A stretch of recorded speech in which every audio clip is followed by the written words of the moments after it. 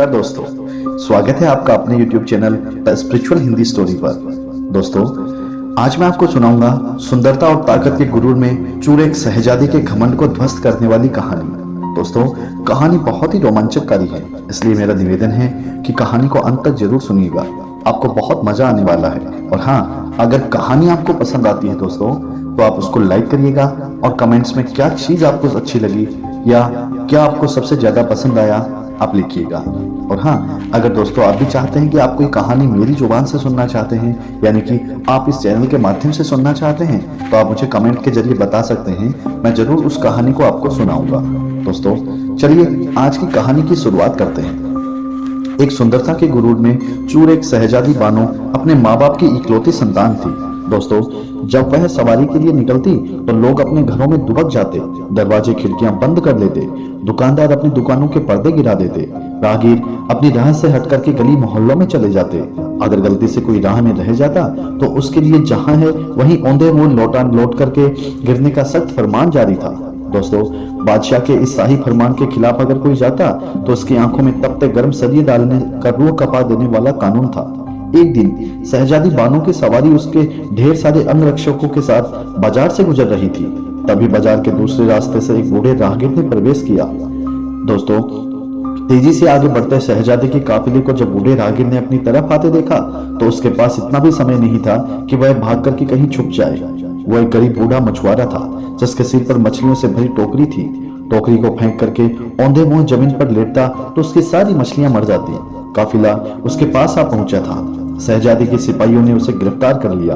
घमंडी शहजादे ने उसको देख करके अपने सिपाहियों को आदेश दिया कि इस दुस्साहसी को कैद कर लिया जाए और शाही फरमान के अनुसार 2 दिन बाद इसकी मलिन आंखों में तपता गर्म सरिया डाल दिया जाए। इतना सुनकर के बूढ़ा मछुआरा थर थर कांपने लगा और बोला कि ऐ शहजादी, मल्लिका, मुझ गरीब मछुआरे की उम्र का लिहाज करते हुए मुझे रहम की बख्शिश दे दो। पर शहजादी बानो उस बूढ़े मछुआरे की बातों का कोई असर नहीं हुआ। उसने कहा कि इस कम भक्त की आंखें फोड़ दो। इतना कहकर के वह अपने काफिले के साथ आगे बढ़ गई। बूढ़ा मछुआरा कांपता हुआ माफी की भीख मांगता रह गया। डर के मारे उसके हाथ पैर कांप रहे थे। जिसने उसकी मछलियां बिखर गई, बहते नेत्रों से वह मछलियां उठाने लगा। तो शहजादी के सैनिकों ने धमकाते हुए कहा कि क्या कर रहा है बदतमीज, बूढ़े, तूने रास्ते को खराब कर दिया, तेरे पास इन सब के लिए समय नहीं है। इतने में एक नवयुवक आया और बूढ़े की मछलियां इकट्ठी करने लगा। इकट्ठी करके वह उसके टोकरे में डाल दी। सिपाहियों ने गुस्से में नवयुवक से कहा कि चल यहाँ से, अपना रास्ता नाप। दोस्तों, नवयुवक लड़का मन ही मन में शहजादी को सबक सिखाने का निश्चय कर बैठा। वह वहां से चला गया। शहजादी का खोखला घरूर तोड़ने के वह ठान चुका था। दोस्तों, नवयुवक जब खोजबीन करने और अंदर घुसने का रास्ता देखने शहजादी के महल के पास पहुंचा तो उसने देखा कि वह बहुत कड़ा पहरा था। कदम कदम पर शहजादी के सिपाही उसके महल की पहरेदारी कर रहे थे। अच्छी तरह से ताक झांक करके वो सही मौके के इंतजार में वापस लौट गया। शहजादी अपने महल के चारों ओर इतना सख्त पहरा रखती थी कि रात को जब वो सोती तो उसके कमरे में भी उसके खास पहरेदार पलंग के चारों ओर खड़े होकर के उसकी निगरानी करते। फिर एक दिन शहजादी के दिल में पता नहीं क्या आया कि वह अकेली सोने को तैयार हो गई और इसी मौके की तलाश में नवयुवक बहुत दिनों से था। आधी रात को वो महल के सभी पहरेदारों को चकमा देते हुए शहजादी के कमरे में दाखिल हुआ तो देखा शहजादी पूरे इत्मीनान से सो रही थी। पूरे कमरे में एक से बढ़कर एक शाही चीजें रखी हुई थी। तभी उसकी नजर वहां लगे लाल पत्थर पर गई जिसकी चमक से पूरे कमरे में रोशनी फैली हुई थी। उसने चुपचाप से वो हीरा उठाया और जिस रास्ते आया था उसी रास्ते महल से बाहर चला गया। शहजादी की नींद खुली और कमरे में अंधेरा देखा तो वो घबरा गई। घबरा करके शहजादी बिस्तर से उठ करके खड़ी हुई और हाथों को टटोलते हुए घंटे से बंधी जंजीर तक पहुंच गई और जंजीर खींचती। दोस्तों, घंटे की जोर जोर की आवाज सुनकर के शहजादी के नौकर चाकर उन्होंने तुरंत उसके पास पहुंच गए। उधर बादशाह और मल्लिका भी घंटे की आवाज सुनकर के उठ गए। मल्लिका ने बादशाह से कहा कि हाय, क्या हो गया मेरी बच्ची को, जल्दी से उसके पास चलो। बादशाह और मल्लिका जब शहजादी बानो के कमरे में पहुंचे तो उन्होंने देखा कि शहजादी के पास नौकर खड़े हुए हैं। मल्लिका, हमने किसी को यहाँ से बाहर निकलते नहीं देखा।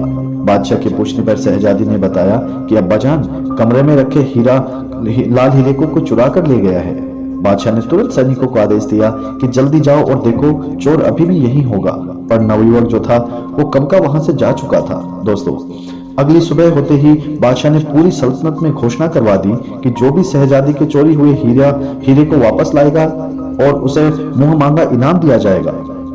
नवयुवक को जब बादशाह की घोषणा का पता चला तो वह मन ही मन खुश हुआ।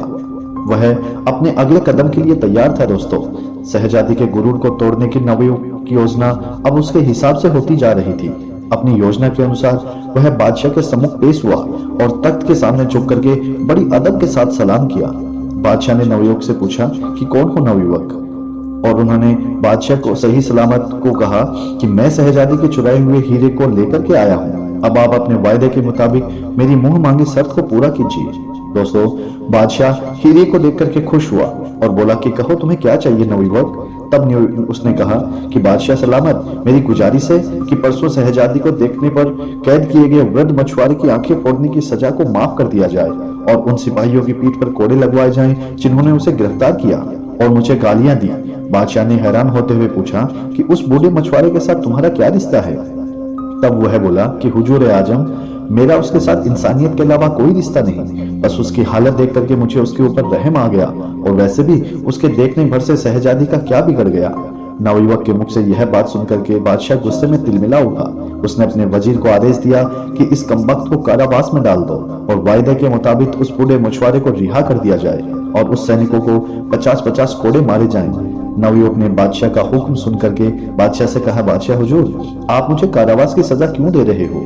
तब बादशाह बोला, एक तो तुमने शहजादी के लाल हीरे को चुराया और ऊपर से शहजादी का अपमान किया है। नवयुवक ने बड़े अदब के साथ कहा, बादशाह हुजूर, हीरा मैंने बूढ़े मछुआरे को सजा बचाने के लिए चुराया था।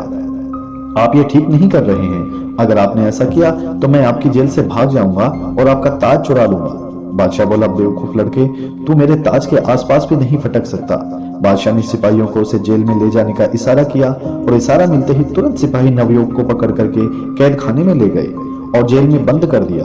दोस्तों, नवयुवक जेल में बैठा खुश हो रहा था। जैसा वह चाहता था अब बिल्कुल वैसा ही होता जा रहा था। वो अब अपने अगले कदम के लिए पूरी तरीके से तैयार था। बादशाह शहजादी के पास गया और हीरा देते हुए उसने शहजादी को सारी दास्तां सुनाई। शहजादी ने कहा, अब्बा जान, उस दुष्ट साहसिक की इतनी मजाल कि उसने मेरे कमरे से हीरा चुराया और अब आपका ताज चुराने की फिराक में है। उस दुष्ट व्यक्ति को बीच चौराहे पे खड़ा करके उसके दोनों हाथों को कटवा दीजिए ताकि फिर कभी कोई ऐसी जरूरत करने की सोच ना सके।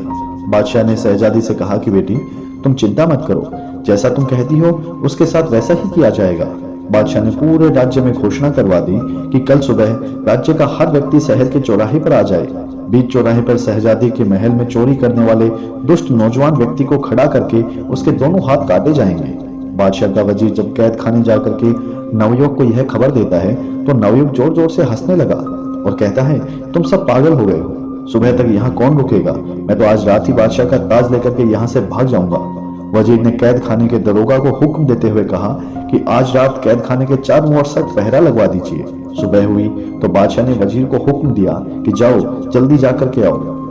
उस कमबख्त को उसके हाथ कटते देखने के लिए मैं स्वयं भी बेताब हूँ। वजीर कहता है कि जी हुजूर। वह तुरंत कारावास की ओर चल दिया और उसने कारावास के दरोगा को कहा कि उस नवयुवक को लेकर के आओ।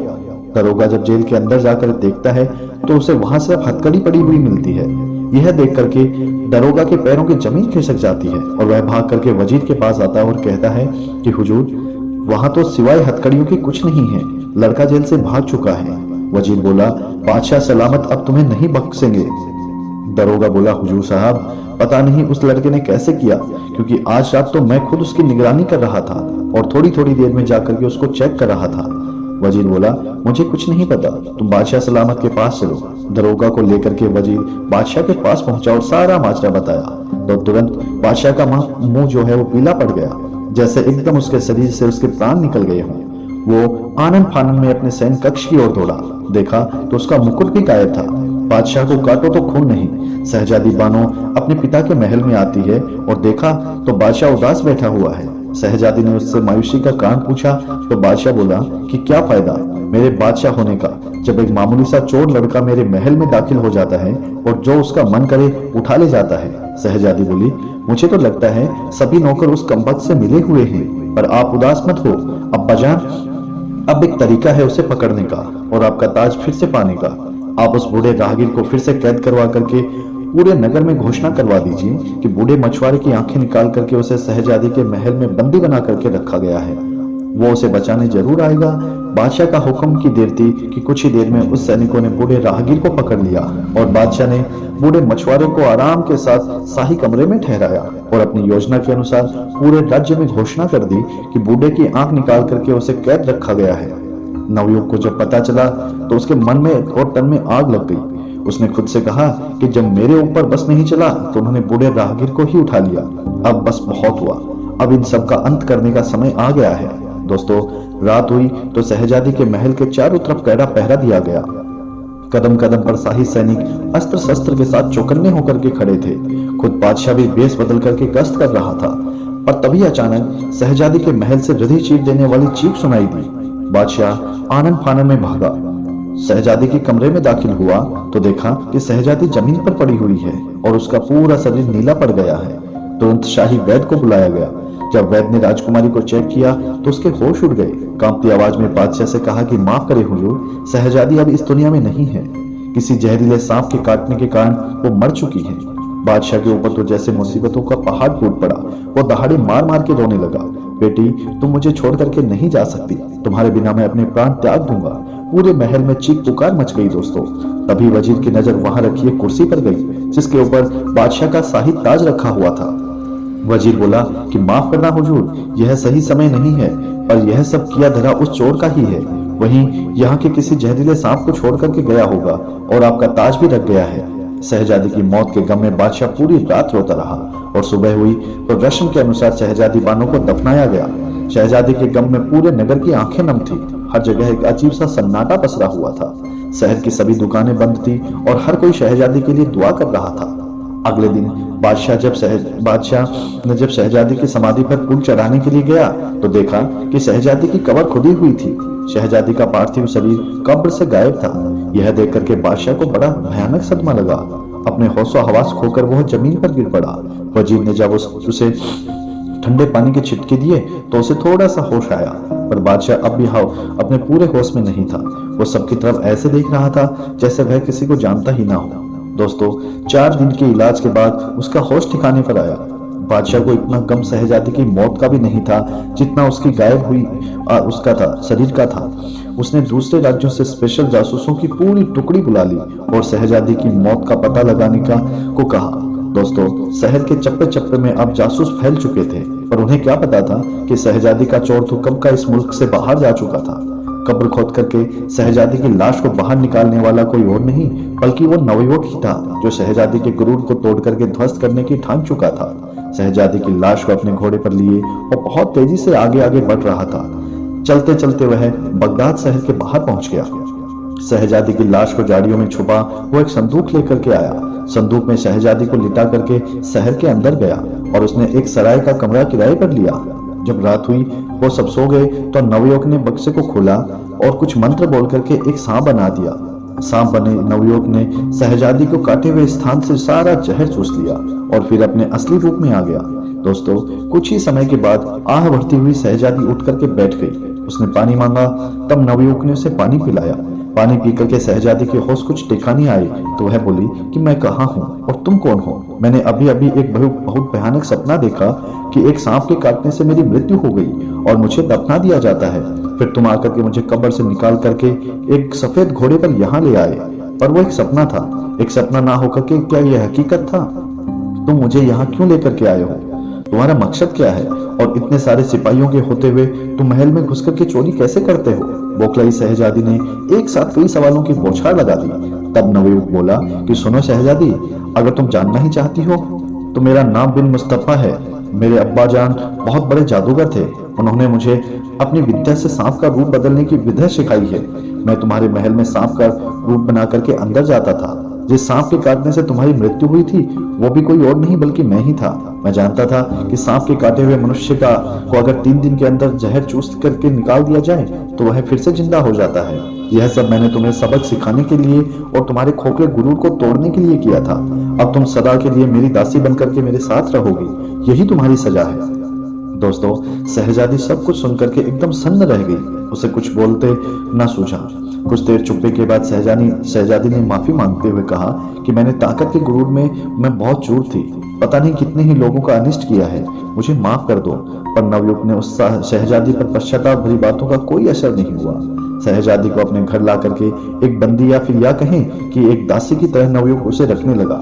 कुछ दिन तक तो शहजादी ने नवयुवक से मिन्नतें की और उसे उसके पिता के पास छोड़ आने के लिए कहा, पर नवयुवक को उसके ऊपर विश्वास नहीं हुआ। उसे लगता था कि शहजादी यह सब मजबूरी में और उसकी कैद से छूटने के लिए बोल रही है। दोस्तों, समय बीतता गया। शहजादी का पूरा अहंकार त्याग करके एक पत्नी की तरह घर का सारा काम करने लगी और नवयुवक की हर छोटी से छोटी बातों का ख्याल रखने लगी। धीरे धीरे नवयुवक के दिल में भी शहजादी के प्रति कठोरता की जगह नरमी आने लगी और वो भी उसे चाहने लगा। फिर सोचा कि मैं कहाँ एक छोटे से जादूगर का लड़का और वह मुल्क की शहजादी। फिर एक दिन ऐसा आया दोस्तों, जब नवयुवक ने शहजादी को परखने के लिए घर पर अकेला छोड़ दिया और भागने का पूरा मौका दिया और सोचा कि रात को जब लौटूंगा तो शहजादी मुझे मिलेगी ही नहीं। लेकिन वह जैसे ही घर लौटा उसको शहजादी मिल गई। दोस्तों, उसने सोचा था कि जैसे ही वह मुझे मिलेगी मैं उससे अपने दिल की बात कह दूंगा। रात का समय वह नवयुवक बड़ी सी मुश्किल से काट रहा था। रात हुई तो वह धड़कते हुए दिल के साथ घर की ओर चल दिया। उसके मन में ढेरों विचार थे, एक साथ चल रहे थे। दोस्तों, नवयुवक जब घर में आया तो उसने देखा कि शहजादी कहीं नहीं गई, बल्कि रोजमर्रा की तरह अपने कामों में लगी हुई थी। आज पूरा दिन सोचने पर और समझाने और विचार करने के बाद उसने फैसला लिया कि शहजादी के साथ उसका कोई भविष्य नहीं है। उन दोनों के बीच प्रतिष्ठा और रुतबे की बहुत बड़ी दीवार है, तो वो उसे सही सलामत बादशाह के पास ही छोड़ आएगा। सुबह हुई तो शहजादी को लेकर वो बादशाह के पास गया। जब बादशाह ने अपनी बेटी को सही सलामत देखा तो उसकी आंखों में खुशी के आंसू बह निकले। उसने शहजादी को गले लगा लिया और ढेरों सवाल उससे एक साथ कर दिए। तब नवयुवक ने बादशाह से माफी मांगते हुए सारा किस्सा कह सुनाया। सब सुनकर के बादशाह ने अपने वजीर को हुक्म दिया कि इसे अभी फांसी के तख्ते पर चढ़ा दो। पर शहजादी ने अपने पिता से कहा कि नहीं अब्बा जान, इसने मेरा अहंकार नष्ट करने के लिए यह सब किया था। अब मैं इसे अपने हृदय से अपना पति मान चुकी हूँ।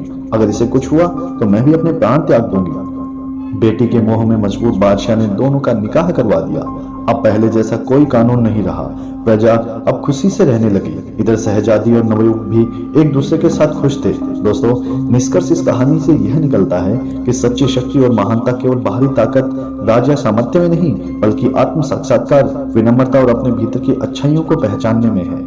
शहजादी बानो जो अपने शक्ति और सौंदर्य के अहंकार में चूर थी, अपनी गलतियों और असलियतों को स्वीकार करने के बाद खुद को बदलने का प्रयास करती है। दोस्तों, नवयुवक जो पहले क्रोध, केवल प्रतिशोध और सजा के विचार से प्रेरित था, धीरे धीरे अपनी कठोरता और गुस्से से बाहर निकलता है और उसे माफ करके एक नया दृष्टिकोण अपनाता है। यह कहानी यह भी सिखाती है कि सच्ची सजा किसी को शारीरिक रूप से दंडित करने में नहीं,